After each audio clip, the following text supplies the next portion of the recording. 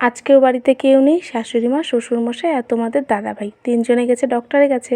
আর যেহেতু আমি বাড়িতে একাই আছি তাই বনুকে ডেকেছিলাম। আর এই যে ও চলেও এলো।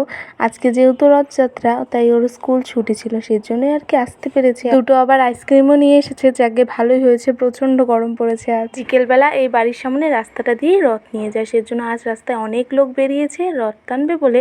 আমিও আজকে একটু শাড়ি পরে রেডি সেডি হয়ে বেরোলাম, কিন্তু আফসোস এবার আর রথটা টানতে পারিনি। আমাদের দাদাভাই আগেই বলে গেছিল এই অবস্থায় তোমার এবার আর রথ টানতে হবে না, কারণ প্রচুর লোকের ভিড় হয় আর অনেকটা তাড়াহুড়োর মধ্যেই টানতে হয়। তবুও আমি চেষ্টা করেছিলাম চান্স পেলে টেনে নেবো, কিন্তু ওর কথাই ঠিক হয়ে গেল, টানতে আর পারিনি। যাই হোক, আসছে বছর আবার হবে। আর এতদিন পর সবাই যখন শাড়ি পরেইছি, পরে আর খুলিনি। ওয়েদারটাও না ভীষণই ভালো হয়ে গেছিল, তাই সবাই মিলে গেছি একটু রাস্তা হাঁটতে। বাড়িতে এসে আগে সন্ধেবাতিটা দিয়ে তারপর মেখেছি মুড়ি, কারণ যেহেতু আজকে নিরামিষ ছিল তাই বুনুকে আর অন্য কিছু বানিয়ে দিই। এই মুড়ি মাখাই খেয়ে নিলাম দুজনে।